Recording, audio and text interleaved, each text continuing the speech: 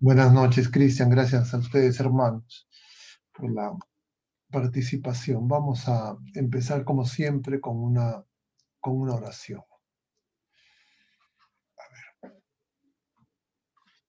En el nombre del Padre, y del Hijo, y del Espíritu Santo. Amén. Señor Jesús, bendito y alabado seas. Te damos gracias porque nos permite reunirnos en tu presencia. Te pedimos que todas las cosas que pensemos, digamos y hagamos durante toda nuestra vida, en el día de hoy, en esta charla, todo parta de ti como su fuente y todo llega a ti como su fin. Y lo hacemos con la oración de los hijos de Dios que tú mismo nos enseñaste. Padre nuestro que estás en el cielo, santificado sea tu nombre, venga a nosotros tu reino, hágase tu voluntad en la tierra como en el cielo. Danos hoy nuestro pan de cada día. Perdona nuestras ofensas, como también nosotros perdonamos a los que nos ofenden. Y no nos dejes caer en la tentación y líbranos del mal. Amén. En nombre del Padre, del Hijo y del Espíritu Santo. Amén. Muy bien, queridos hermanos. Hoy día se ha propuesto como tema, a partir de estas preguntas que el Señor le hace a los apóstoles en Cesarea de Filipo, ¿quién dice la gente que soy yo? ¿Y quién dicen ustedes que soy yo? Una aproximación a Jesucristo, porque nosotros hemos venido conversando en los últimos jueves. El último jueves, la semana pasada, veíamos Perú, país de fe. Luego, el jueves anterior, hemos tocado el tema antes de Semana Santa, las apariciones marianas y los últimos tiempos. Antes de ese jueves, tocamos el tema ser profetas. Y en el jueves precedente, también tocamos la verdad nos hará libres. Y todos estos temas, de alguna manera, están vinculados a la persona de Jesucristo.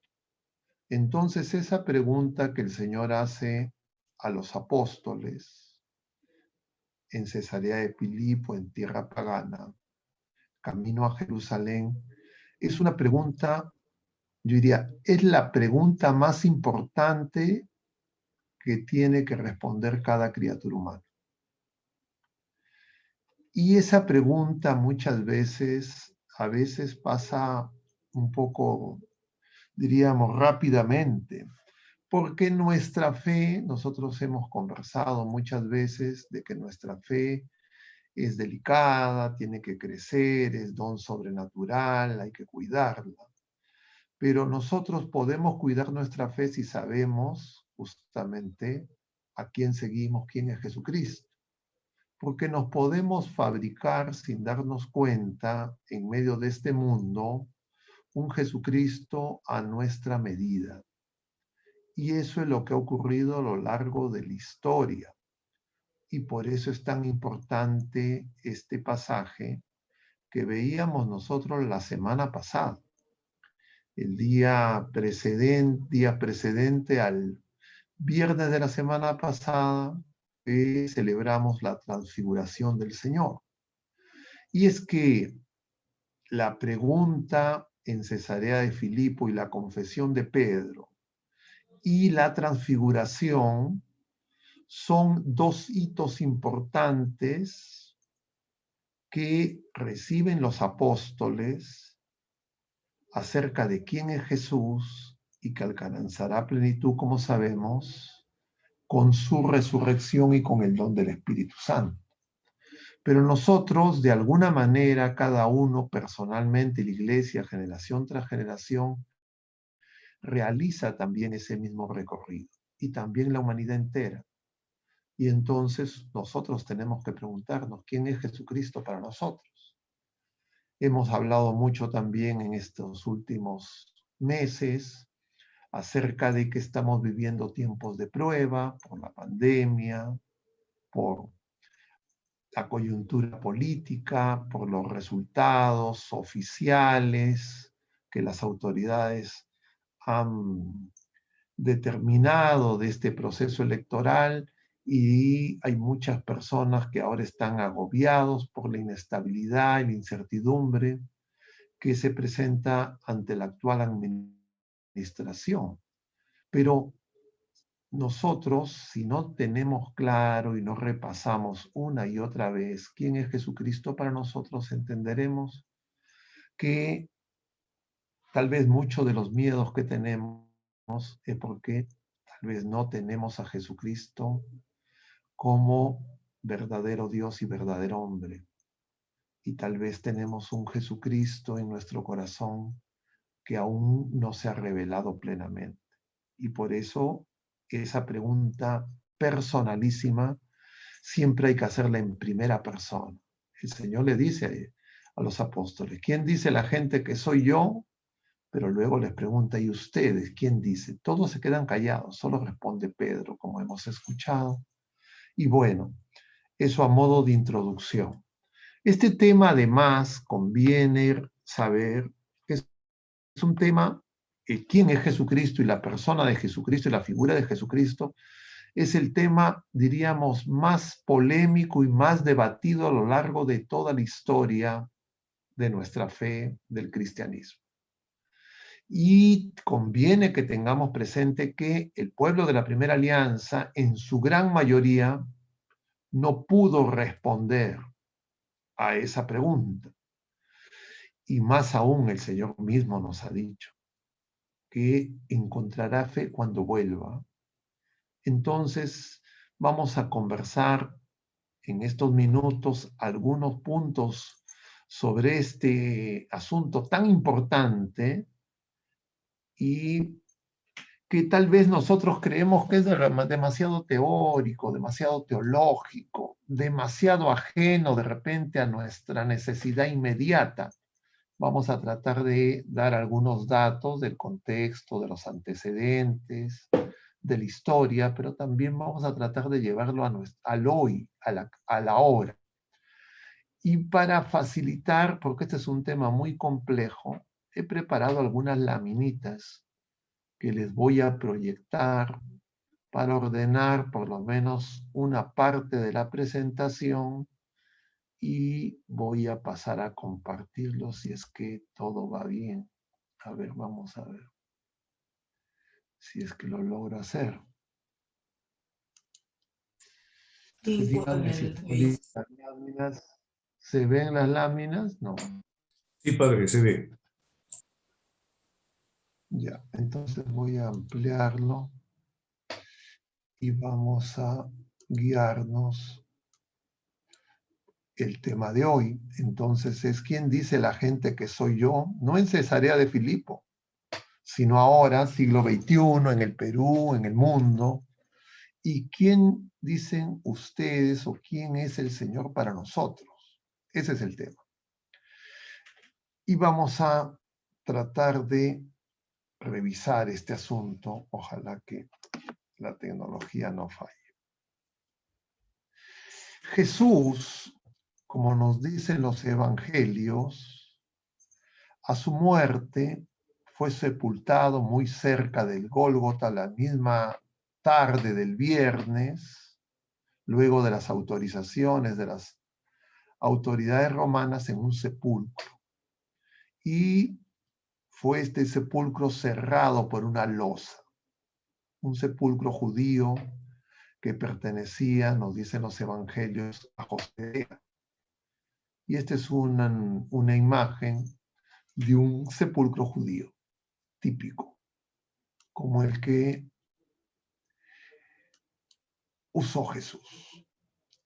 Pero además nos dice que la mañana del domingo, cuando van las mujeres al sepulcro, encuentran la piedra corrida y el sepulcro vacío.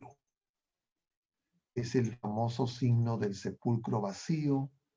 Hemos hablado en otra ocasión de este tema también. Vemos los lienzos San Juan nos va a decir que este es un signo nupcial de las bodas con la humanidad, con la iglesia, y además ve en esa cantidad de mirra y aloe que se usaba para perfumar las habitaciones, la habitación nupcial en la noche de la luna de miel.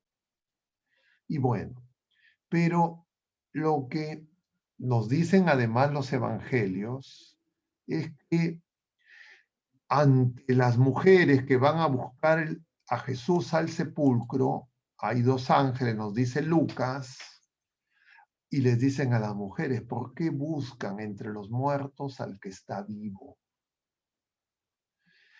Y nosotros tenemos que preguntarnos si estamos buscando a un Jesús vivo o a un Jesús muerto. Si lo estamos buscando entre los vivos o lo estamos buscando entre los muertos. Porque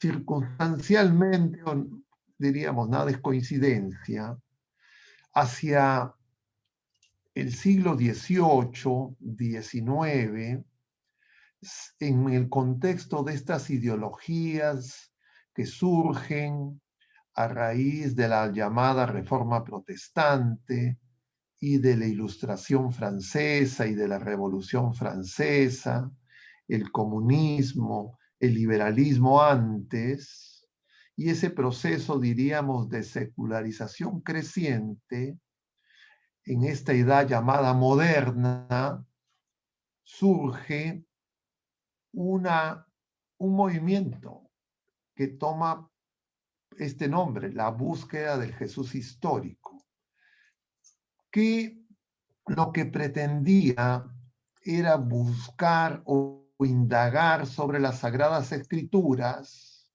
utilizando, diríamos, los desarrollos de las ciencias positivas, de las humanidades, agnósticas, ateas, y investigar y buscar acerca de la figura de Jesucristo en la historia con los mismos métodos y técnicas que se usaban en las ciencias, en la historia y en las ciencias y en las humanidades. Y entonces surge este movimiento que se conoce con el nombre la búsqueda del Jesús histórico. Es un fenómeno moderno de la modernidad, es decir, que surge alrededor de la Revolución Francesa y ese movimiento de ideologías, movimiento agnóstico, movimiento que deísta, sin un Dios providente, en realidad sin Jesucristo. Esa búsqueda nace con la sospecha como método, que como sabemos surge de la duda metódica. Descartes, se considera que con Descartes empieza la modernidad, y nace cuando esas dudas se extienden a los evangelios y se empieza a sospechar de lo que dicen los evangelios. Es decir, acerca de la verdad de los evangelios, acerca de la, diríamos, obediencia que se tiene que tener a los evangelios, o si los evangelios son más una construcción meramente humana, no revelación divina. Y estos, diríamos, investigadores que empiezan a sospechar de los evangelios son los que después van a dar origen a esos tres maestros de la sospecha de los que hemos hablado en otras ocasiones, a raíz de la ideología de género, la revolución sexual, que son Marx, Freud y Nietzsche. Pero ahora estamos viendo estos otros maestros de la sospecha que surgen en este contexto de la modernidad. Entonces se ponen en búsqueda del Jesús histórico con tres, entre comillas, temas de interés. Si es que los evangelios transmiten un Cristo de la fe, es decir, una elaboración de fe, o es el Cristo histórico, es decir, si hay dos Jesucristos, Un Jesucristo, el histórico, el realmente existente, que vivió en Palestina, y otro de la fe, que es una elaboración de los apóstoles, de la iglesia, de el devenir de los intereses temporales. Y entonces surge, entre comillas, este campo de estudio de buscar al Jesús histórico. Y se utiliza el arsenal de los conocimientos históricos, de una lectura crítica y científica de los evangelios. Entonces, este movimiento empieza hacia el siglo XVIII, XIX y se extiende, yo diría, hasta el presente, con variantes y con distintos momentos y circunstancias, y vamos a referir brevemente las etapas por las que ha pasado esta búsqueda. Dos grandes antecedentes: Lutero, que tiene una frase cuando es notificado por la Santa Sede de que se retracte de sus herejías. Lutero le va a responder al Papa en este documento de Libertate Cristiana: yo no me someto a leyes cuando interpreto la Escritura, es decir, el libre examen, yo decido, es el hipersubjetivismo, mi criterio subjetivo como verdad. Y otro Descartes, ya no desde el campo, diríamos, teológico, sino desde la filosofía, que en su discurso del método, él dice: decidí rechazar toda tradición recibida. Es decir, él quiere verificar todo. Y él y su razón, su pensamiento es el criterio de verdad. Él decide lo que es la verdad. Es decir, ya no hay una verdad revelada, y entonces se abre todo ese proceso modernista del subjetivismo y del relativismo de la verdad que ya hacia el siglo XX el Papa Benedicto denunció.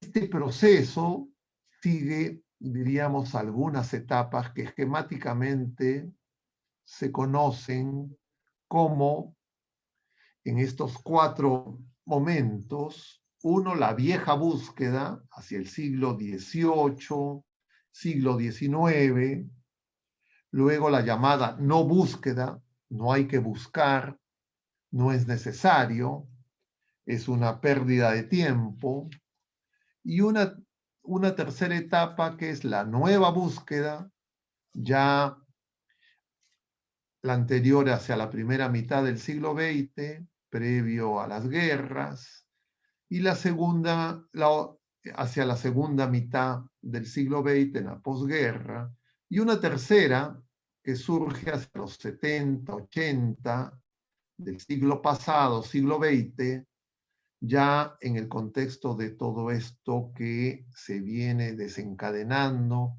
desde la revolución sexual, que acompaña el proceso del Concilio Vaticano II, todas las críticas y los cuestionamientos a la moral, y la idea de libertad como hacer lo que me da la gana. Veamos brevemente de qué plantean estas etapas. Y empecemos con la vieja búsqueda. Esta vieja búsqueda se da en el contexto del auge de esta visión agnóstica, entre comillas, cientificista, positivista, que va a llevar que, ya con Comte, fundador del positivismo, van a entronizar en plena Revolución Francesa a la diosa razón, retiran de la Catedral de Notre Dame a Nuestra Señora, la llevan en procesión a una prostituta que trabajaba en los cabarets de París, y entonces, en esa visión, entre comillas, rigorista de buscar la verdad, pero bajo criterios positivistas, Solo es verdad lo que yo puedo verificar y yo lo puedo constatar. Y en ese contexto se niega todo lo sobrenatural.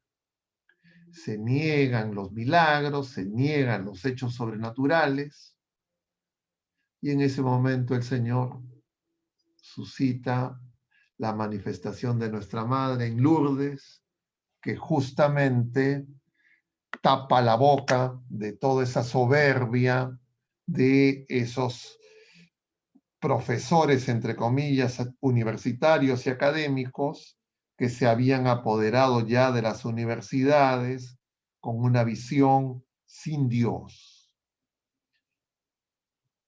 Además, ese contexto de la vieja búsqueda va a generar, adaptar la figura de Jesús al racionalismo ilustrado de la Revolución Francesa.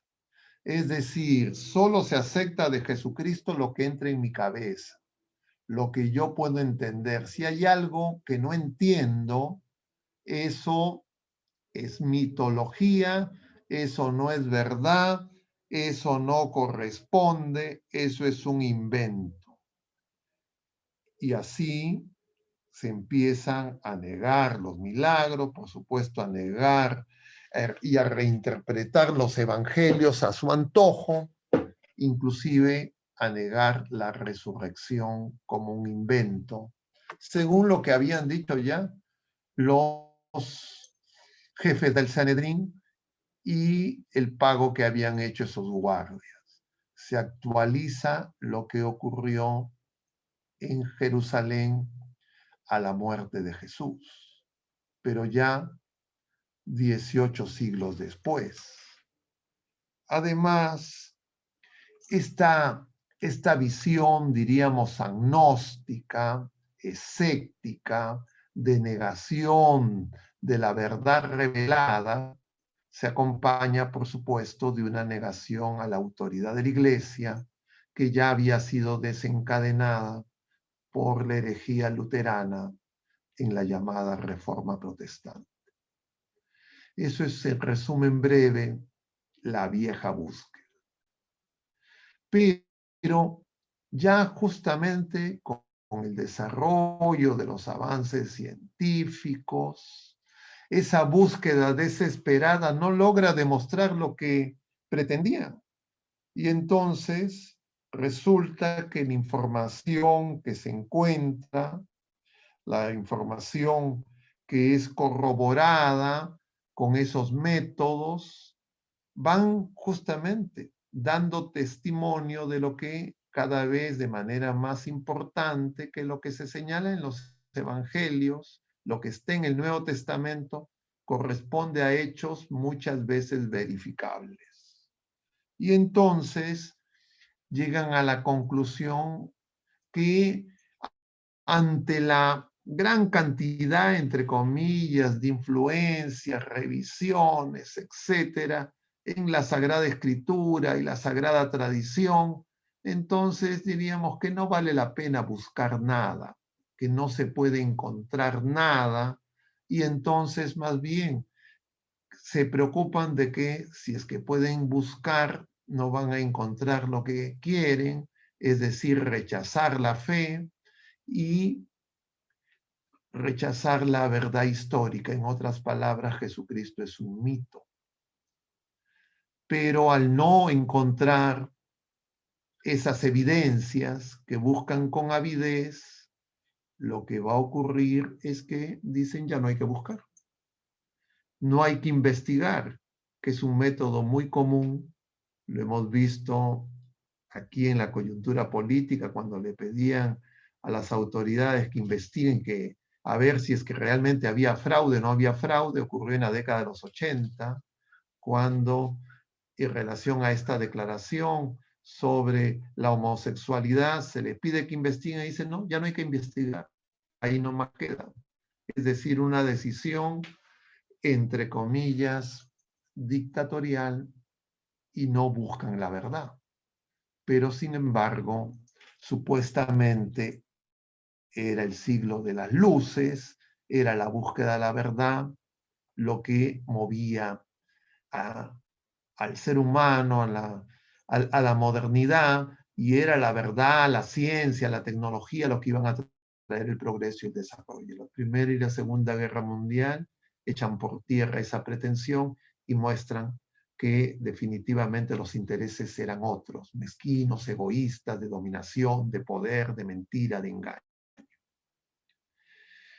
Y así hay una etapa de gran decepción, de abandono de esas búsquedas, hasta que hacia la segunda mitad del siglo XX aparece una nueva búsqueda, principalmente por el desarrollo o la idea del aporte que podrían tener algunos métodos exegéticos desarrollados por algunos teólogos protestantes, el método liberal de desmitificar la figura de Jesucristo, y entonces se van dando una serie de desarrollos que van a dar origen a esa nueva búsqueda, primera del siglo XX, que se caracteriza por una lectura hipercrítica de los evangelios, buscando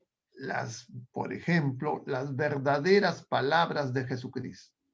¿En qué podía haber evidencia de que eso era realmente dichos y palabras de Jesucristo y no eran agregados de los agiógrafos, de las comunidades alrededor de los agiógrafos, y si es que verdaderamente esto tenía un poder y una capacidad normativa de ser palabra de Dios?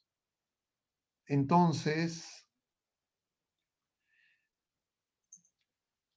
esta nueva búsqueda se alimenta de diríamos, de esos desarrollos exegéticos, y la Iglesia acoge esos métodos y propone que esos métodos sean usados. El Papa emérito Benedicto, en su obra Culmen, Jesús de Nazaret, desarrolla en su prólogo justamente la validez de esos métodos, de un método muy conocido en los ámbitos de la exégesis teológica, que es el método histórico crítico.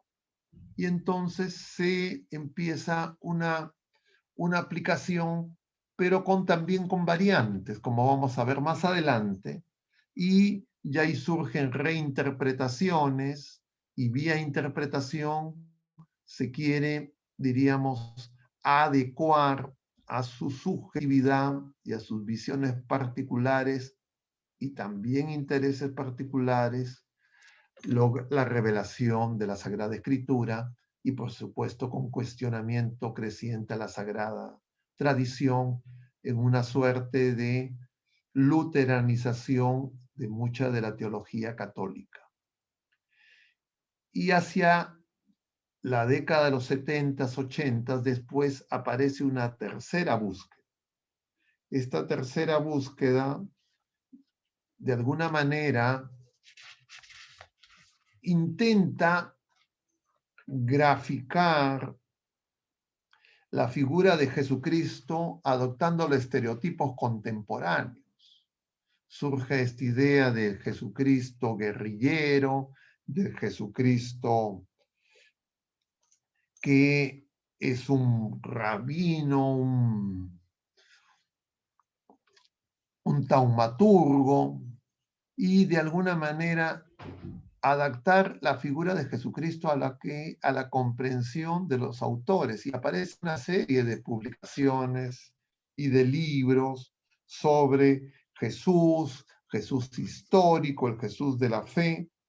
Y hay una obra muy importante de un teólogo que recopila todas esas, diríamos, visiones y comprensiones, porque se produce una gran cantidad de textos. Y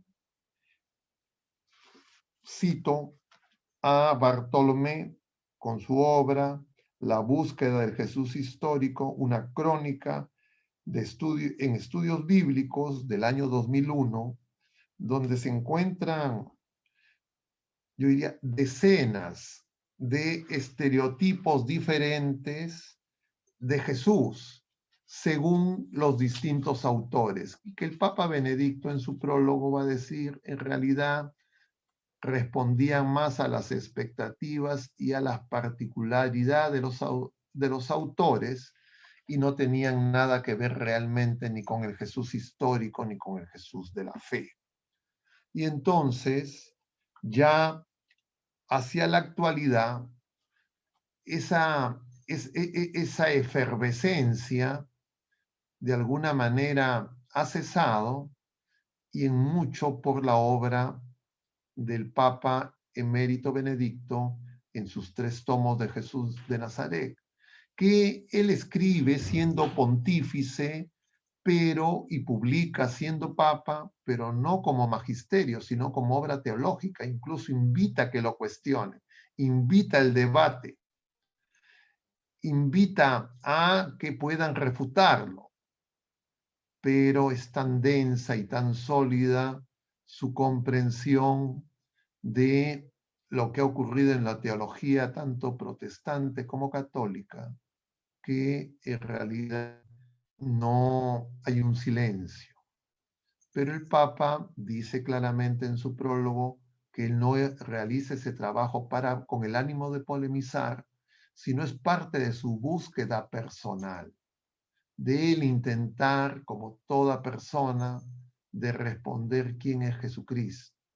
Y entonces el Papa dice que de los 4 evangelios no existe información más completa, más perfecta, más clara que permita comprender justamente la relación entre el Jesús real y el Jesús de la fe, que es el mismo y único Jesús, porque se está buscando a Jesús entre los muertos. Y es que Jesucristo es una persona viva. Y entonces Jesucristo no es como estudiar a ver qué pasó con Platón, con Aristóteles. Jesucristo está vivo, está realmente presente entre nosotros. Obviamente, las posibilidades humanas permiten acercarse al misterio, pero la pretensión de ponerse por encima y colocar al Señor como si fuera un objeto de estudio que investigadores, científicos, etcétera, teólogos, van a decirnos si es que es verdaderamente el que nos dice los evangelios o no, es de una pretensión y de una soberbia mayúscula. Y eso es lo que, de alguna manera, todo este proceso lleva. En conclusión, podríamos decir que no hay un asunto más personal para toda criatura humana que responder a la pregunta acerca de quién es Jesús para mí. Y solo hay 2 alternativas. O yo acomodo a la persona de Jesús a mi comprensión, a mis criterios, a mi experiencia humana, es decir, lo reduzco a mis limitaciones temporales, a mi pequeñez, o por el contrario, yo me adapto a la persona de Jesús. Yo cambio, es decir, la conversión. Y nosotros vivimos un tiempo donde muchas personas quieren tener un Jesucristo a su manera, a su propia comprensión, según sus criterios, según la pequeñez de su experiencia y su ignorancia. Y por eso es que este tema es tan actual y por eso es que tenemos que dar gracias al Papa Emérito por esa obra que nos ha dejado, porque es su testimonio, tal vez de uno de los teólogos más grandes de esta etapa de la historia, y que conforme pasen los años cada vez será más reconocido. Pero bueno, continuemos. En el camino de Jesús hay 2 hitos importantes, decíamos: la confesión de Pedro y la transfiguración. Pasajes en los evangelios de la semana pasada. La semana pasada hemos celebrado la transfiguración y les he copiado esos textos.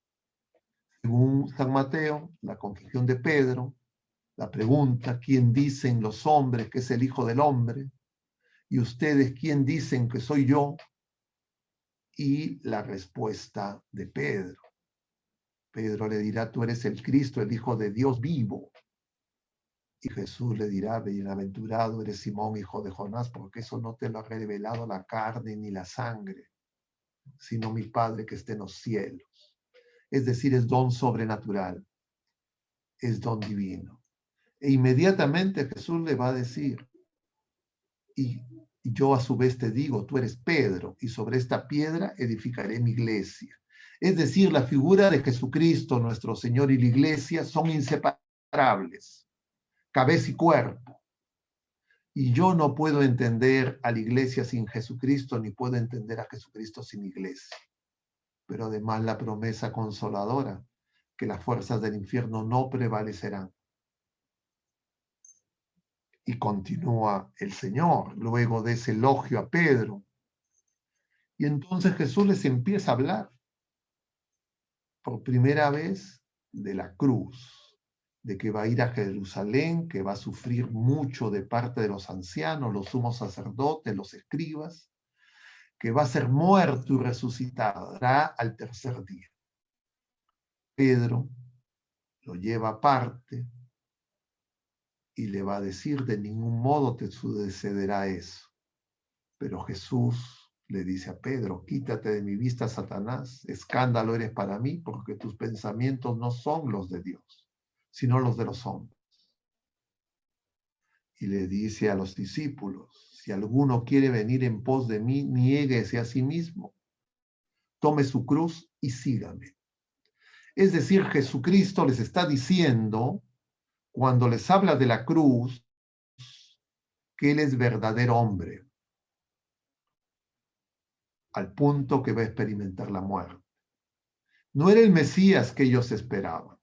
Ellos esperaban un Mesías político, un Mesías victorioso, que derrotara a sus enemigos temporales, los enemigos del pueblo de la primera alianza, los romanos, que instaurara un reino como el de David. Conocemos la historia, pero ellos tuvieron que experimentar el escándalo de la cruz y recibir la efusión del Espíritu Santo para comprender lo que nosotros deberíamos de comprender si tenemos verdadera fe. Y entonces, primer elemento muy importante, Jesucristo es verdadero hombre, experimenta la cruz, nació de mujer, nos dirá San Pablo. Transfiguración es el otro hito. 6 días después de esas respuestas en Cesarea de Filipo, Jesús lleva a Pedro, a Santiago y a Juan al Tabor. No menciona ninguno de los 3 sinópticos el nombre del monte.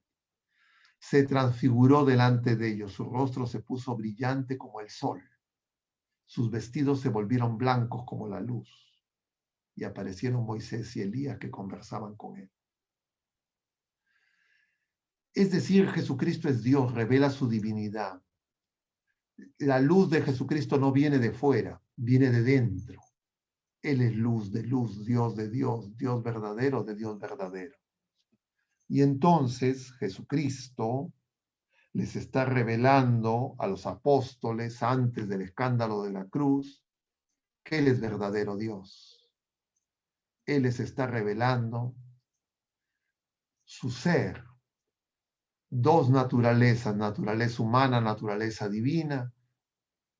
La Iglesia discernirá posteriormente y con más claridad nos dice una persona, 2 naturalezas. La persona del Verbo, del Hijo único. Y entonces en Jesucristo se une lo temporal y lo eterno. Se une lo divino y lo humano. Se une el cielo y la tierra.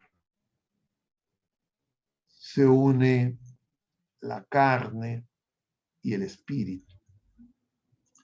Jesús, luego de esa teofanía del Padre, que les dice a los apóstoles, este es mi Hijo amado en quien me complazco, escúchenlo. Jesús, luego de que los ve llenos de miedo, se acerca y les dice, levántense, no tengan miedo, como hemos visto el viernes de la semana pasada. Ellos se levantan, ven que Jesús está solo y quedan inquietos acerca de Elías. Jesús les refiere que Elías está asociado a la figura de Juan Bautista, pero les mencionaba también en otra ocasión, y no sé si el jueves pasado, ustedes u otras personas, que también se piensa que Elías está asociado en los últimos tiempos a la conversión del pueblo judío. Es decir, igual que en la primera venida se produce una manifestación del espíritu de Elías, también se manifestará antes de su segunda venida. Pero eso es algo que no es una verdad de fe, sino que son exégesis teológicas. Resumen, Jesucristo es Dios y hombre verdadero.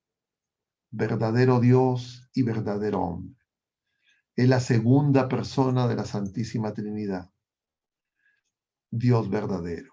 Es hombre, nacido de mujer, de nuestra Madre Santísima. Muerto, crucificado, sepultado y ha resucitado al tercer día. Y a lo largo de de este misterio de la persona de Jesús, a lo largo de la historia y desde un primer momento, se han suscitado confusiones y herejías. Algunos que sobredimensionan este plato de balanza de Jesús hombre, y otros que han sobredimensionado este otro plato, Jesús Dios, y no el perfecto equilibrio de Dios y hombre verdadero, el nuevo Adán, el nuevo hombre, el hombre nuevo, imagen de lo que nosotros somos y estamos llamados a ser, y que nuestra Madre Santísima es la figura más perfecta y más acabada de las criaturas. Y entonces van a surgir una serie de herejías desde un primer instante. Y esas herejías van a justamente ser consecuencia de querer adaptar la persona de Jesucristo, la figura de Jesucristo, a nuestra limitada comprensión. Es decir, no acercarnos humildemente al misterio de Jesucristo, Dios y hombre verdadero. Y eso ha ocurrido a lo largo de la historia.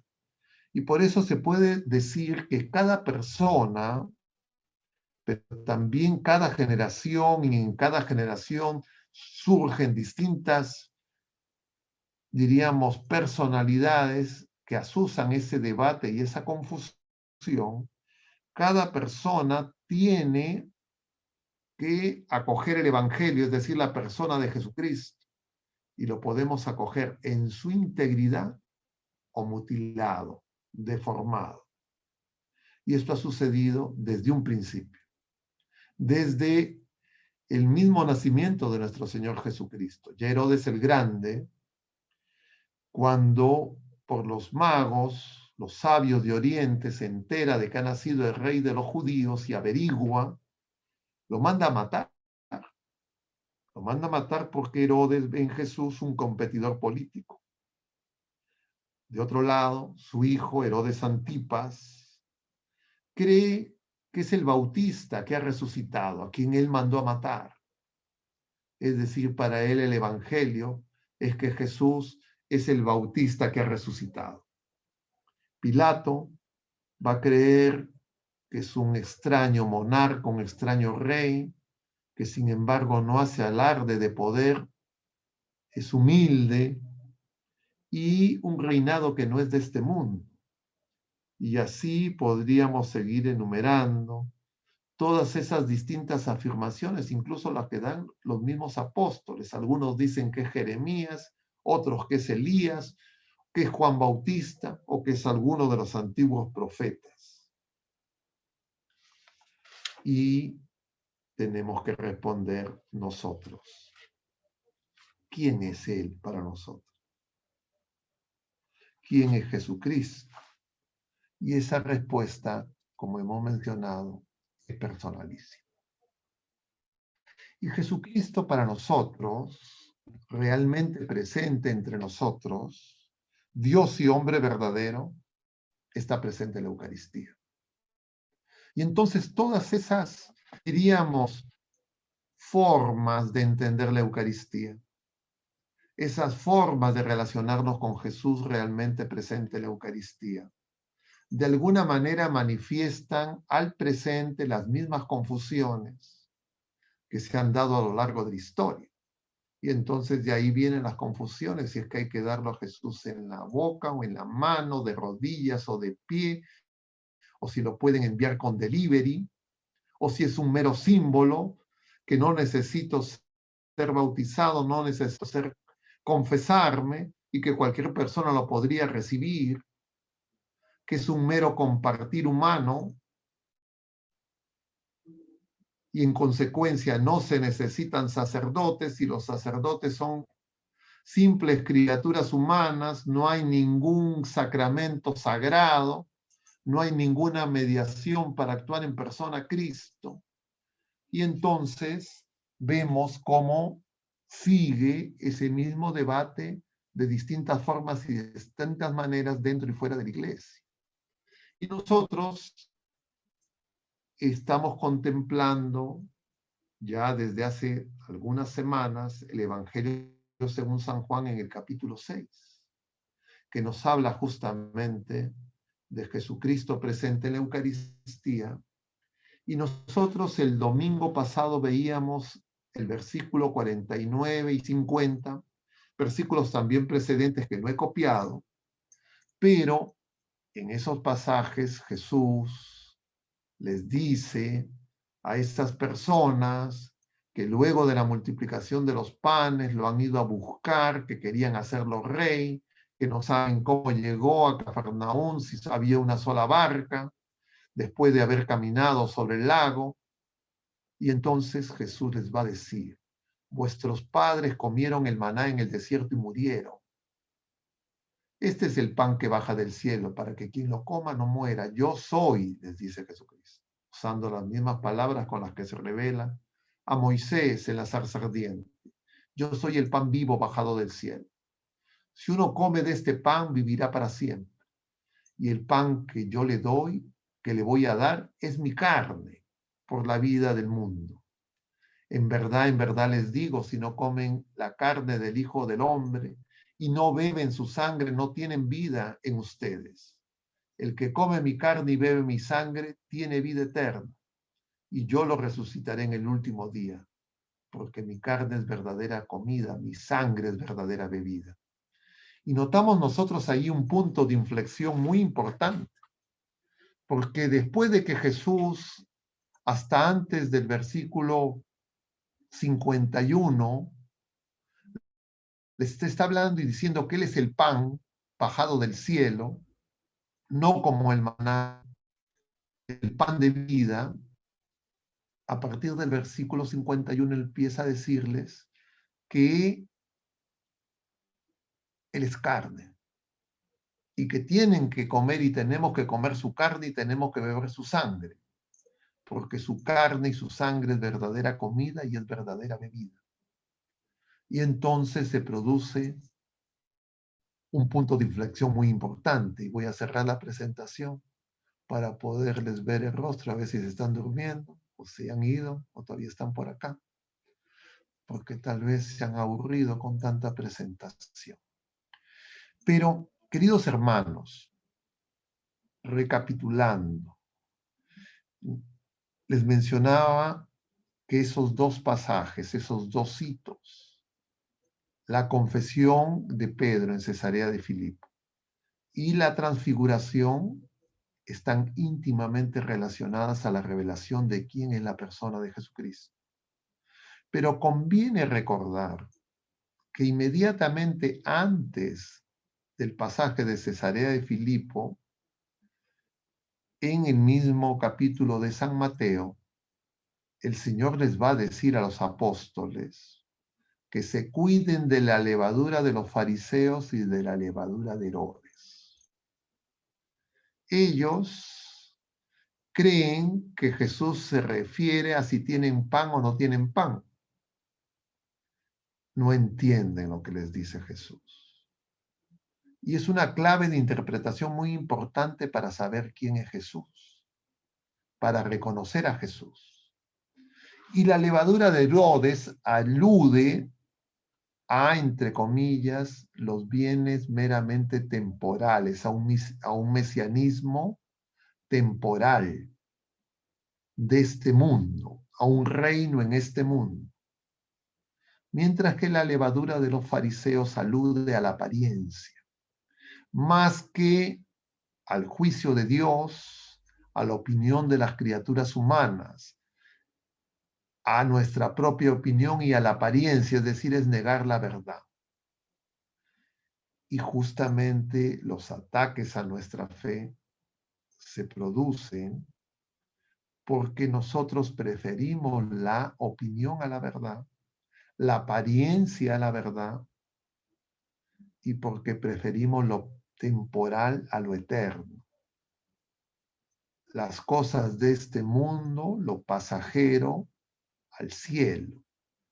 Y por eso es que los ataques pasan por negar el infierno, por negar el cielo, por negar lo trascendente, que era lo propio de los saduceos, que eran a su vez herodianos y los que habían capturado el templo en tiempos de Herodes.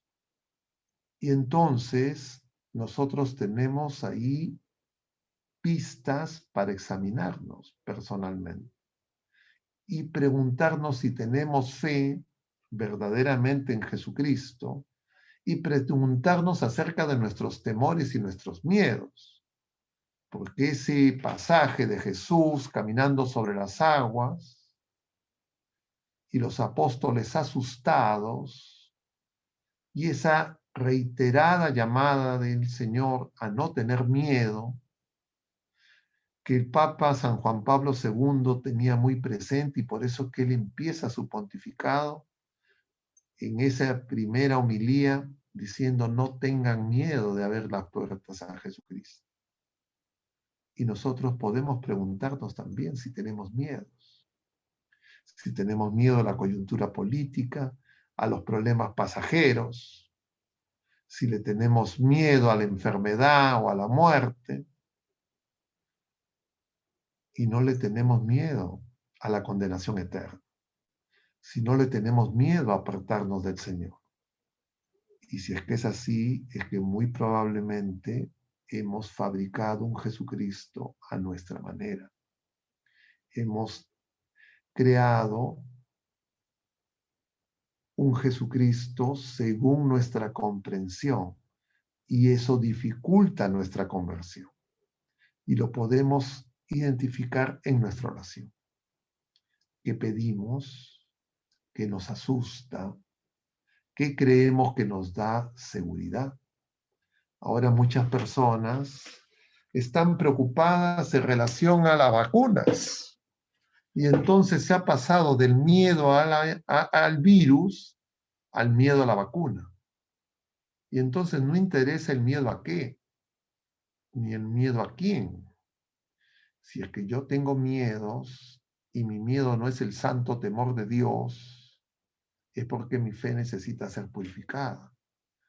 Y si es que necesita ser purificada en los que estamos aquí reunidos, que son laicos comprometidos, personas de fe, ¿cuánto más será en el 70% de nuestros compatriotas que se declaran católicos, o en el 90% que se declaran cristianos, pero que tal vez tengan una fe más emocional, una fe más sentimental, y tal vez buscan a un Mesías, a un Jesucristo que les resuelva los problemas temporales?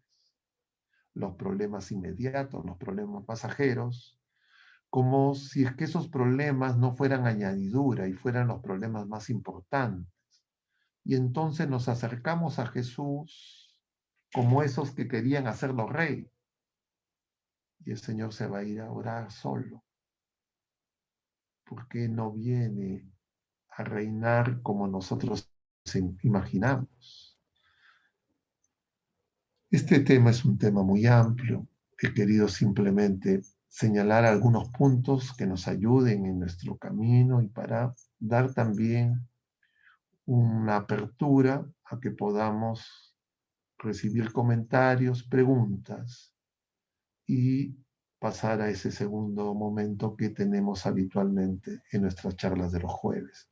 Yo les agradezco por su paciencia y a los moderadores les diría si es que tú, Cristian, si hay alguna pregunta, algún comentario, si es que de repente podemos aportar algo.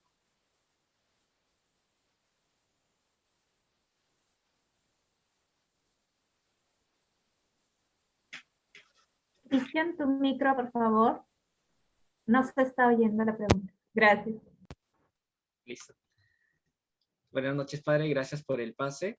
Agradecemos que nos haya podido explicar, adoctrinar e interiorizar un poco acerca de la figura de Cristo. Vemos que muchos de los hermanos han estado tomando notas, han estado muy centrados en poder ir anotando cada detalle de lo que ha podido compartirnos.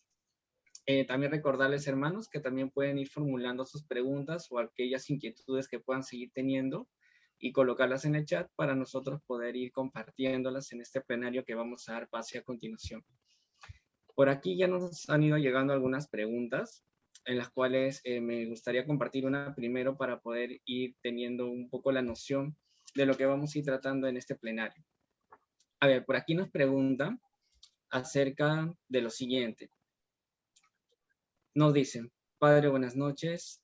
Los ultratradicionalistas dicen que la Iglesia se ha protestantizado después del Concilio Vaticano II. Como prueba, dicen que en la misa Novus Ordo se ha separado el sagrario del altar, que en ella ya no se ofrece la hostia como víctima sacrificial, sino que se ofrece pan fruto del trabajo del hombre. Y así ellos dicen que la misa de Pablo VI es válida, pero no es lícita. ¿Podría esquematizarnos un poco acerca de lo que tienen en esta interrogante, padre? Bueno, esa es parte, pues, justamente de esas comprensiones que justamente se dan a lo largo de los siglos de distintas maneras. Siempre la persona de Jesucristo, como le dice Simeón a nuestra Madre Santísima, va a ser bandera discutida, va a servir para que se caigan y se levanten. Y entonces, si nosotros no nos acercamos al Señor con corazón sincero, con intención recta y pidiendo humildad, lo vamos a querer manipular. Ahora, esa discusión del novus ordo, del vetus ordo, es una discusión que yo la pondría en estos términos. Si yo digo que el Concilio Vaticano II y que el magisterio de los papas y los padres conciliares no es válido, yo invalido todos los otros concilios.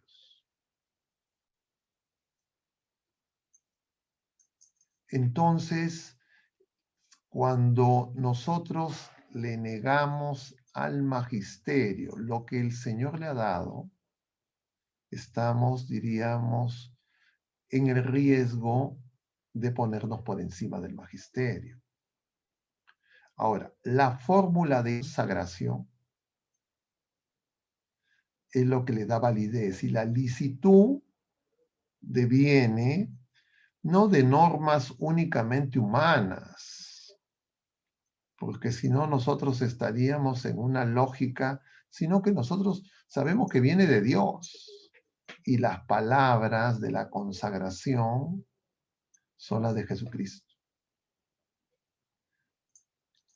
En ambos ritos. Y además hay que señalar que hay otros ritos, además de el de Pío V y el de Pablo VI.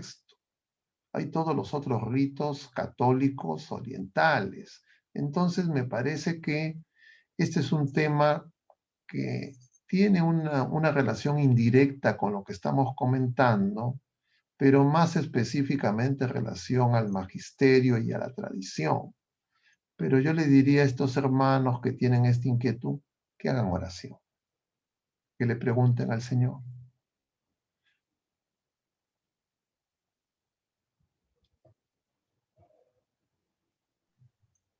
Muchas gracias, padre, por su respuesta. Ahora le voy a dar el pase a Natalie para que nos pueda compartir una siguiente interrogante que nos ha podido llegar.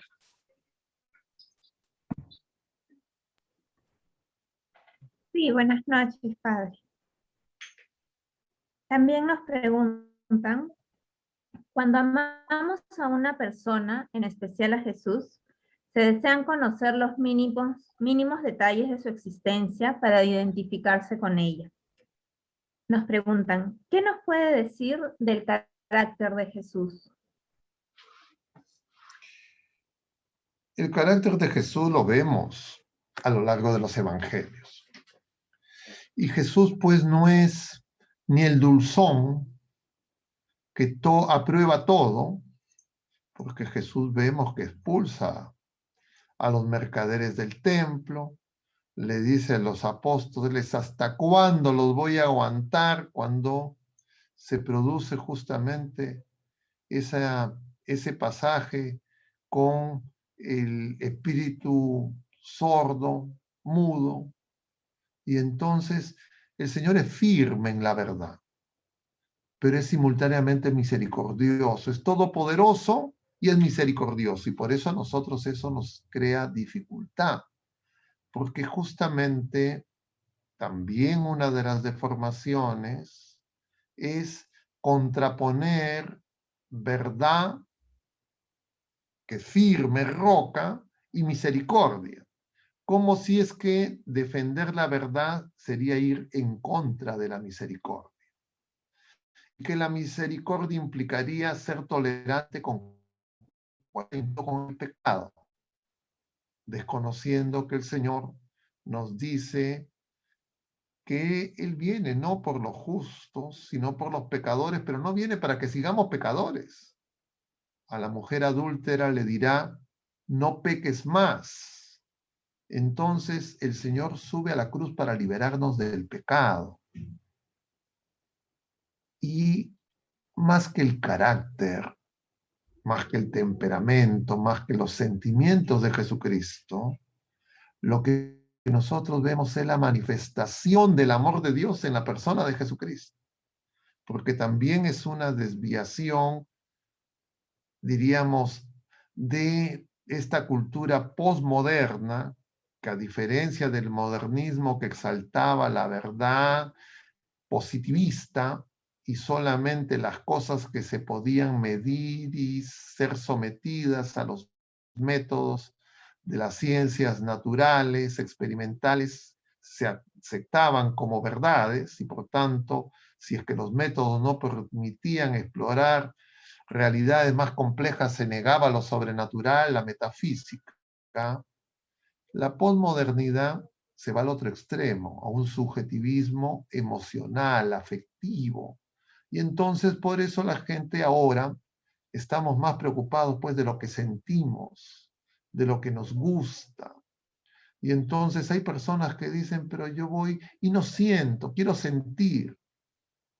Y a veces la fe no es sentir.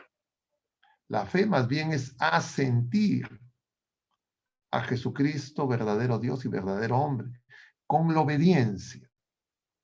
Y entonces, yo diría, es válido que tengamos, obviamente, parte de nuestro ser personal son nuestros deseos, nuestros sentimientos, nuestras emociones, pero no solo nuestras emociones, porque nuestras emociones y sentimientos pueden ser confusos, son cambiantes. Y es lo que también veíamos el día de hoy en las lecturas de la misa que corresponden al jueves de la 19ª semana del tiempo ordinario. Porque el Señor nos está hablando del perdón. Y muchas veces la gente, nosotros, decimos no podemos perdonar, porque creemos que perdonar es sentir bonito. Que perdonar es sentir, diríamos, cosas agradables por alguien que me violenta, por alguien que me agrede, por alguien que me maltrata. Y lo importante en el perdón, si es que yo me concentro en los sentimientos, entonces no voy a perdonar nunca. Creer que Jesucristo en la cruz, Él siente bonito porque lo están insultando, porque se están burlando de Él, porque lo han flagelado, porque lo han puesto en la cruz, porque se burlan. O sea, esa es una visión, yo diría, equivocada. Y justamente eso está significado en la primera lectura también del pasaje de hoy. Los israelitas atravesaron las aguas del Mar Rojo y del Jordán, y las aguas significan en la escritura el mundo, lo inestable, lo contrario a la verdad, donde hay las tempestades, no es lo firme. Y ellos dicen que para empezar a atravesar el Jordán, los sacerdotes llevaron el arca de la alianza y apenas pisaron, se separaron las aguas, avanzaron con el arca hasta el medio, y cuando atravesaron todos, siguieron los sacerdotes detrás, llevando el arca de la alianza. Y el arca de la alianza no era Dios. El arca de la alianza contenía las tablas de la ley. Contenía maná, contenía la vara de Aarón, pero era signo de la presencia de Dios. Nosotros tenemos más que la presencia de Dios. Y la presencia de Dios, nosotros las testimoniamos obedeciendo a Dios, cumpliendo los mandamientos. Y el mandamiento se resume en amar, como el Señor nos ama, y amar a Dios sobre todas las cosas. Y ese amor es don.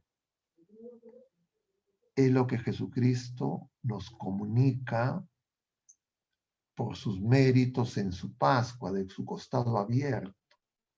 Y entonces nosotros tenemos que comprender que Jesucristo nos ama de una manera que no podemos ni siquiera imaginar. Más nos desborda en nuestra comprensión, porque es un amor infinito. Y entonces, si me ama así, los sentimientos, las emociones de Jesucristo son de compasión plena, porque Él se identifica con nosotros. Nosotros somos su cuerpo. Todo lo que nos produce dolor y sufrimiento, Él lo experimenta. Pero ese dolor y ese sufrimiento son purificados por ese fuego de amor. Ese fuego de amor que es el Espíritu Santo que se nos ha dado. Y por eso es que nosotros, si queremos aproximarnos a Jesucristo, tenemos que contemplar en la Eucaristía y en la Pascua de Cristo justamente ese dolor por amor y ese amor que da vida.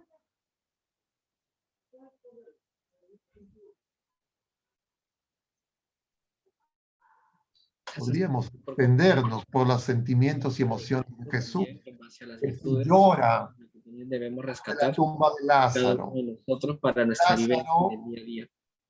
Por alguien acá está tenemos una pregunta con el más micrófono que nos encendido. está llegando. Al igual damos la bienvenida a aquellos hermanos que se están conectando y también que puedan formular algunas preguntas en base al tema que ya venimos desarrollando. La siguiente pregunta nos dice: Padre, sobre el Jesús histórico, además de los evangelios, existen referencias de él entre historiadores en los primeros años del cristianismo.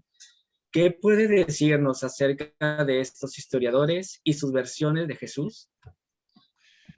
Justamente en esto que se llama la tercera búsqueda, que es ya diríamos, todos los avances, diríamos, historiográficos, arqueológicos, que se pusieron justamente en esta aplicación de las ciencias humanas para explorar sobre la verdad de Jesucristo, lo que nos muestran es que hay hechos pues irrefutables. Jesucristo es un personaje histórico, no es un mito, y lo refieren historiadores paganos. Tampoco es un mito que Jesucristo realizaba hechos prodigiosos, porque historiadores paganos lo conocían como el taumaturgo. Tampoco es un mito que Jesucristo fue bautizado en el Jordán, porque también es referido por fuentes extrabíblicas. Y así podríamos seguir mencionando que murió en la cruz, que fue colocado en un sepulcro. Es referido por fuentes extrabíblicas. Entonces, Jesús no es un personaje imaginario. Jesús es Dios verdadero y hombre verdadero, Dios que entra en la historia. Y si Dios entra en la historia, no entra simplemente para observar, porque Él se compadece, se hace uno con nosotros, comparte el sufrimiento humano de todas las criaturas humanas y Él nos redime.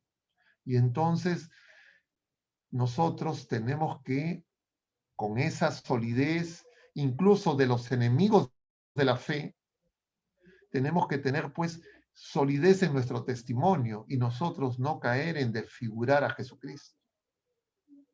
Hay múltiples maneras de negar su humanidad. Muchas de las herejías tenían esa intencionalidad, pero también negar su divinidad.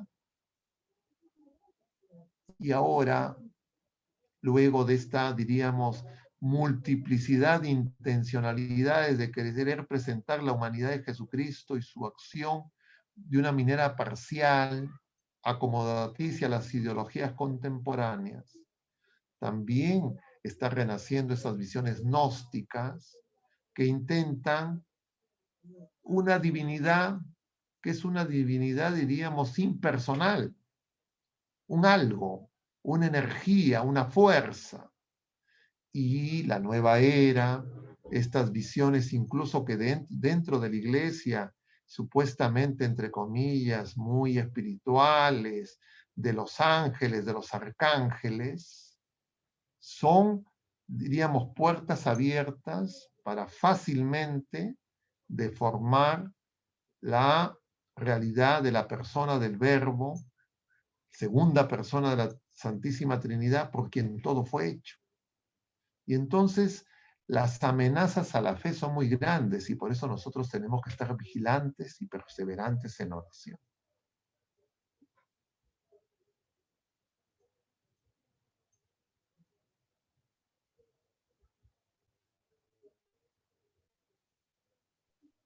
Gracias, Padre. Tenemos una pregunta que quizás puede que se desvíe un poco, pero queremos plantearla. Miguel nos dice, ¿qué opinión nos puede dar, estimado Padre, sobre lo que está ocurriendo hoy en este tiempo de clases virtuales?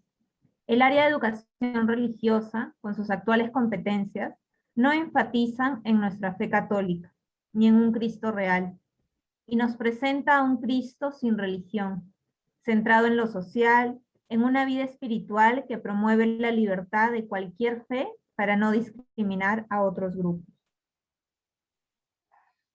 Es que justamente estas diríamos, variantes de distinta manera que exacerban a Jesucristo como un guerrillero, un revolucionario, que fueron las que sirvieron para el desarrollo de esta llamada teología de la liberación, han influido mucho en nuestro continente, no se originan en nuestro continente, pero han tenido en nuestro continente y también en nuestro país exponentes que las han difundido y que en el contexto reciente, diríamos, han reaparecido en muchos lugares y también en la iglesia en el Perú. Y entonces nosotros tenemos que tener claro que Jesucristo viene a salvarnos integralmente, pero que Él es el Salvador. Nosotros, y es lo que nos enseña la Iglesia a través de la doctrina social de la Iglesia, nosotros encontramos que Jesucristo es Rey de lo temporal y de lo eterno, de lo pasajero y de lo trascendente. Es Dios verdadero. Y nosotros estamos llamados a dar testimonio también en todas las dimensiones de nuestra vida personal. Entonces, ni un intimismo de creer que nos salvamos solos, que no interesa lo temporal y lo pasajero, y que lo único que interesa es lo trascendente y lo eterno, pero tampoco una desviación que nos haga creer que lo más importante es lo temporal, lo pasajero y lo eterno, los sacramentos, la gracia es secundaria. Que no necesito la Eucaristía, que no necesito la confesión sacramental y que de alguna manera es una visión que quiere actualizar unas reformas luteranas sin Lutero dentro de la Iglesia Católica. Y entonces nosotros tenemos que comprender que esas son desviaciones a la fe de personas que probablemente en sus visiones ideológicas lo que quieren es acomodar al Señor, a la fe, inclusive a la iglesia, a su comprensión temporal. Y es al revés, yo me tengo que convertir. Yo no me tengo que acomodar al mundo. El mundo tiene que ser lugar para que nosotros demos testimonio de nuestra fe, pero no por respetos humanos ni por cálculos de conveniencia, acomodar nuestra fe a lo políticamente correcto, a las expectativas pasajeras de este mundo que pasa.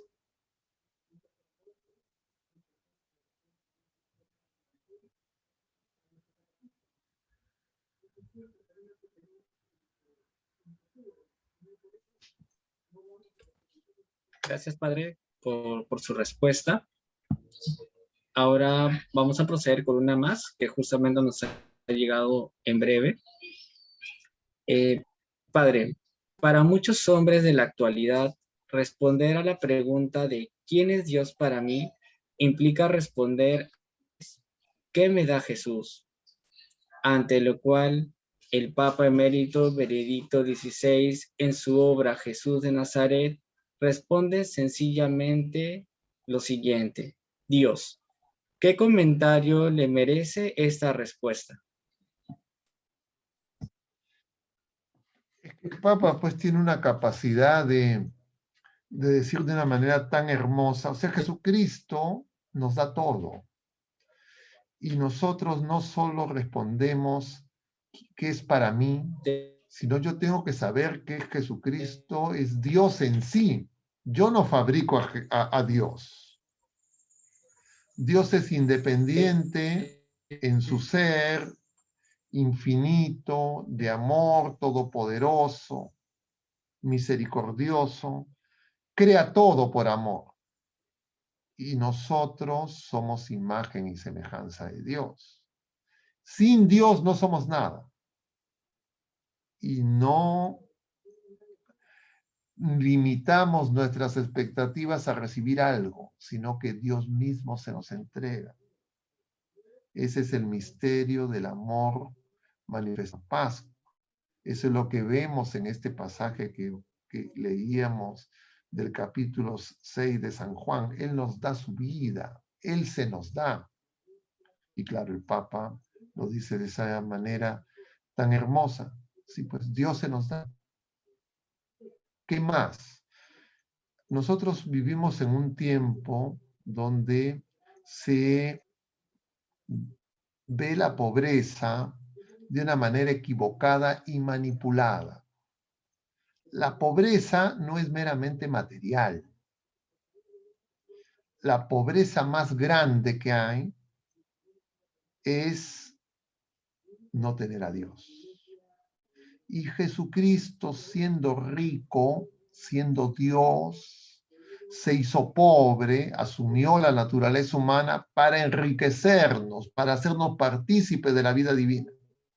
Pero cuando poseedor de bienes temporales, yo me siento rico, soy el más miserable si es que en esas autosuficiencias no acojo al Señor. Y a la inversa, si tengo carencias materiales y tengo a Dios, tengo el tesoro más grande. Todo lo demás es añadidura. Pero vivimos en esta etapa materialista, con esta ideología marxista y esta ideología liberal capitalista, donde se sobredimensiona lo material, lo pasajero y lo transitorio. Y entonces la gente vive angustiada, desarrollando sus mayores esfuerzos e ingenios para conseguir lo pasajero, al extremo muchas veces de poner en riesgo y de perder lo trascendente, lo eterno, de perder a Dios.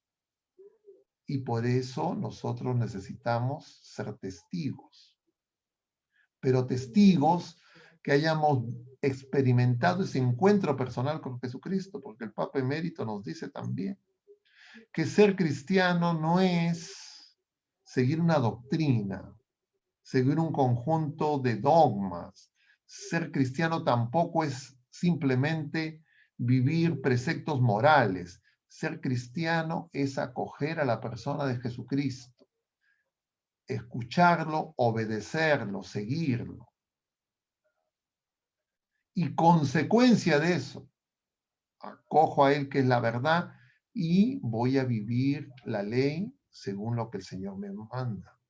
No como carga pesada, no como un yugo, sino como un yugo suave, como una carga ligera, porque lo voy a hacer por amor, porque voy a comprender que es para mi bien, y entonces seré testigo del Evangelio.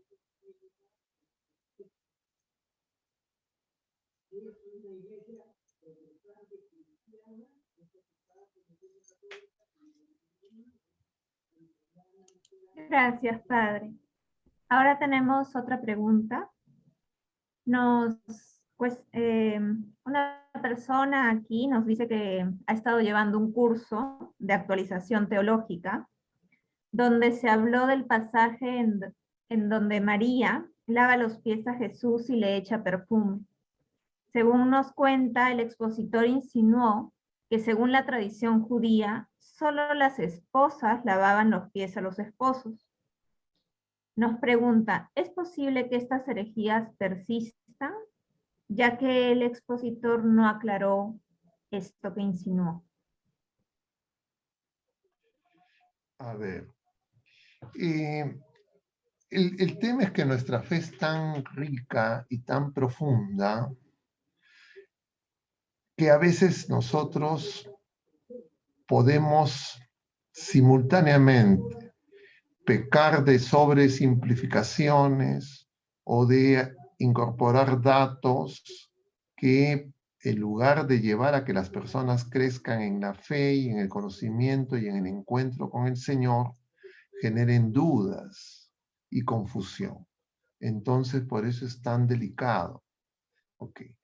En específico, con respecto al pasaje que se menciona, lo que nosotros tenemos que comprender es que ya desde el pasaje de Caná de Galilea, donde Jesús realiza el primer signo según los que nos refiere el capítulo 2 del Evangelio según San Juan, lo que se está abriendo es justamente esa relación de Jesucristo como el esposo y las criaturas humanas, la iglesia como la esposa, como nos dirá después San Pablo. Y entonces, pero no es una relación carnal la que tiene Jesucristo con ninguna criatura humana en el sentido de, diríamos, los matrimonios humanos, sino es desposar la naturaleza divina con la naturaleza humana y elevar a nosotros por participación para ser incorporados a la familia de Dios. Y entonces esa es la interpretación de ese pasaje. Ese perfume que vierte María sobre los pies de Jesús se refiere también a esa, diríamos, a esa sepultura de Jesús. Jesús le va a decir cuando Judas dice, este perfume de nardo carísimo se podría haber vendido para dar a los pobres. Y Jesús hace referencia que es un anticipo de su sepultura. Y esa relación del sepulcro vacío que nos dice San Juan, que fue envuelto en lienzos, no envuelto en vendas, que diferencia claramente la sepultura de Lázaro con la sepultura de Jesús. Lázaro, cuando Jesús va, ya tiene 4 días, ya se había corrompido. Marta le va a decir, ya huele mal. Cuando Jesús resucita es al 3er día, porque para los judíos el 4º día ya había corrupción. Y nos va a decir Pedro en el discurso de Pentecostés, capítulo 2 del libro de los Hechos de los Apóstoles, citando a David, al Salmo, que no va a conocer la corrupción. Y entonces la figura del sepulcro vacío se entiende también como esa consumación de la unión entre Jesucristo y la iglesia, significada en la persona de la iglesia pecadora que es la Magdalena, a quien el Señor le va a decir, suéltame porque todavía no he subido a mi Padre. Pero no pues al estilo de lo que era el Código Da Vinci y esas películas que decían que era una relación, diríamos, amorosa carnal, ¿ya? Entonces, si es que eso se insinuó, claro, es una interpretación equivocada. Pero si es que eso se dejó y esa interpretación la tiene el que escuchó, ya el problema es que esté en que escuchó. Pero siempre la misma dificultad de querer nosotros acomodar a Jesucristo a lo que nosotros entendemos y comprendemos, y es al revés, nuevamente. Nosotros somos los que tenemos que convertir. Nosotros no tenemos que convertir a Jesucristo. Nosotros nos convertimos a Él. Pero muchas veces sin darnos cuenta, hacemos lo contrario. Y entonces acomodamos a Jesucristo a nuestro estado emocional, hasta nuestro momento de estado de vida, a nuestras expectativas temporales, a nuestro conocimiento parcial, etc. Y de lo que se trata es al revés, de seguir y obedecerlo. Eso es lo que hace Pedro. Pedro, cuando entiende el mesianismo de Jesús, cree que era pues un Mesías político, entonces se va a poner a hacerle dirección espiritual a Jesús, a aconsejarlo a Jesús. Eso no te puede pasar, y Jesús le va a decir, tú atrás, atrás Satanás. Es decir, nosotros tenemos que seguir a Jesús. Jesús no nos va a seguir a nosotros, Él es Dios. Y nosotros a veces en nuestra oración le queremos dar consejos a Jesús, de cómo tiene que ser nuestra vida, cómo tiene que organizar nuestras cosas, qué es lo que nosotros necesitamos, como si nosotros supiéramos más que Él lo que necesitamos. Nosotros sabemos lo que queremos, no lo que necesitamos. Ni siquiera nosotros sabemos quién somos, solo Jesucristo. Y Él viene a revelarnos quién somos nosotros. Y justamente cuando esto no es claro, nosotros caemos en confusión y podemos creer que tenemos mucha fe. Podemos creer que somos muy piadosos. Creemos que somos muy devotos, pero no nos damos cuenta que en realidad estamos queriendo acomodar a Jesucristo. Ahora, ¿cómo conocemos a Jesucristo? En la Sagrada Escritura, leída en la Sagrada Tradición de la Iglesia, y en los sacramentos, en nuestra vida cotidiana y en nuestros hermanos, en especial en los que sufren, en los enfermos, en los que tienen hambre, en los presos, en los que tienen sed, pero no visto únicamente en términos materiales, sino en la integridad de nuestro ser, llamado a participar de vida eterna, porque el éxodo de Jesucristo no es llevarnos a ninguna tierra prometida, sino llevarnos a la patria celestial, distinto al éxodo de Moisés.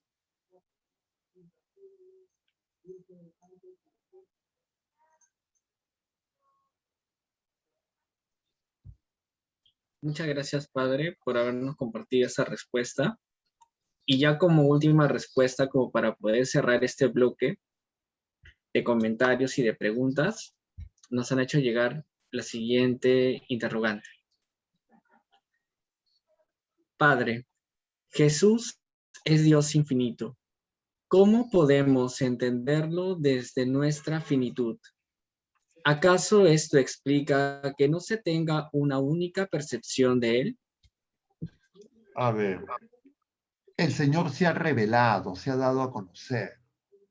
Ya, por supuesto que es infinito, por supuesto que nos excede, pero Él no ha permanecido oculto, sino Él viene a nuestro encuentro, Él viene a buscarnos. Él se ha dado a conocer.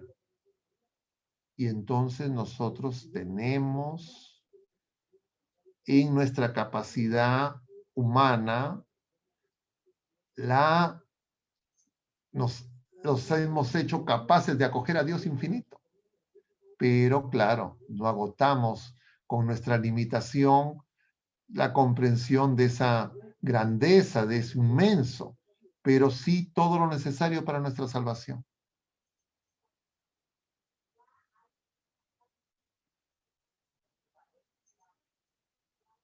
No sé si se entiende.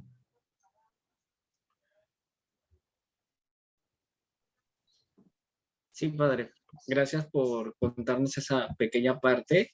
Ahora quería invitarlo a que pudiese dar una especie de resumen de todo lo que hemos podido ir tratando en este Resumen. justamente para aquellos hermanos que también se han podido conectar. A ver, en breve sí puedo hacer un resumen. En breve un resumen es, Dios viene a nuestro encuentro. Dios sale al encuentro de la criatura humana porque nos ama infinitamente. Y para salvarnos y manifestarnos ese amor, nos hace partícipe de su vida divina. Sin embargo, nosotros en nuestra ignorancia y heridos por el pecado, y porque hay muchas influencias de los enemigos de Dios que a través de las ideologías siembran la confusión, muchas voces se pueden cruzar en nuestro camino. Pero nosotros hemos recibido de Jesucristo a su iglesia. La iglesia no es de las criaturas humanas. La iglesia es de Jesucristo. Y no es que nosotros vamos a reformar a Jesucristo ni a su iglesia.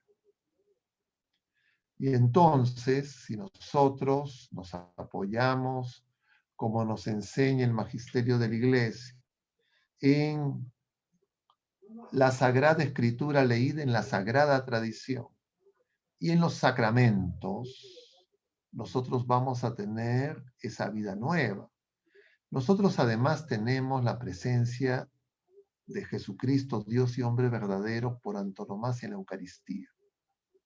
Y entonces en la Eucaristía, y yo me refería, terminando este pasaje, esta presentación a ese pasaje del capítulo 6, y les decía, ¿qué significa eso de comer la carne y beber la sangre? ¿Y por qué no es igual que comer el pan? Porque comer la carne y beber la sangre es negarnos a nosotros mismos y tomar nuestra cruz. Jesús le va a decir a los apóstoles, cuando va ya en su segundo anuncio de la cruz, están camino a Jerusalén y se acercan los hijos de Zebedeo y le preguntan quién es el más importante.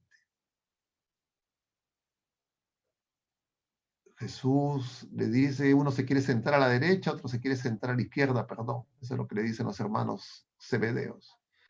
Y Jesús les dice, no saben lo que piden. ¿Pueden beber el cáliz? Es decir, nosotros necesitamos participar de la Eucaristía en plenitud.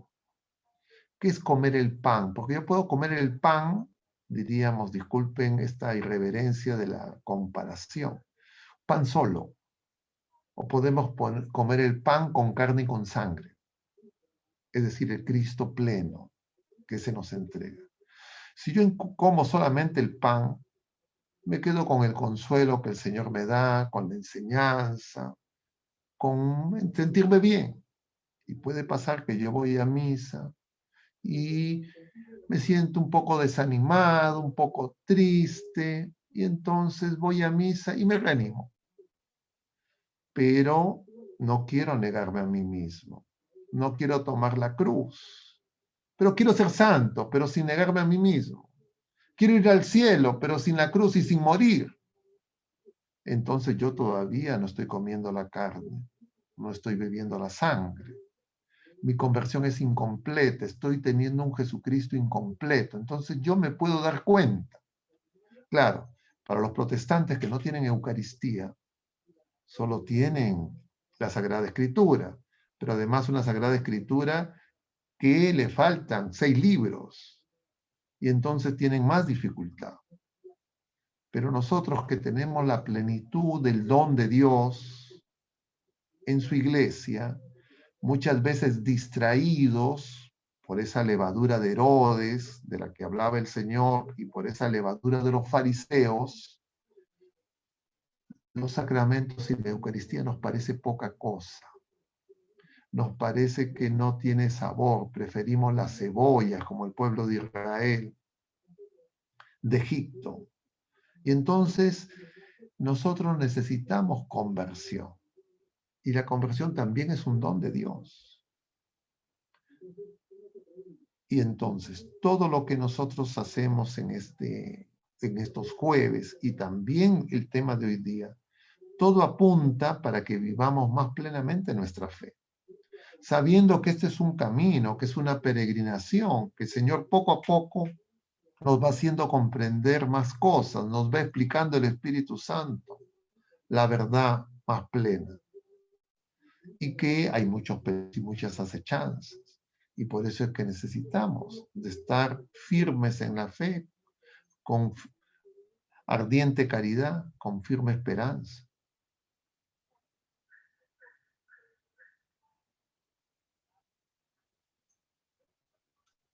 Bueno, no sé, es un resumen, pero algo será.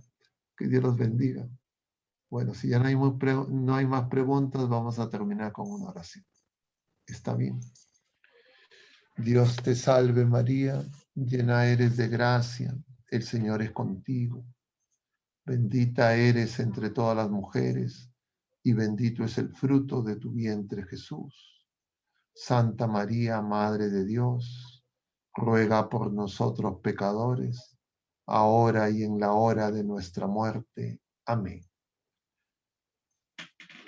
El Señor esté con ustedes, y la bendición de Dios Todopoderoso, Padre, Hijo y Espíritu Santo, descienda sobre todos ustedes y permanezca para siempre. Mucho ánimo, hermanos. Nos vemos, Dios mediante, el próximo jueves.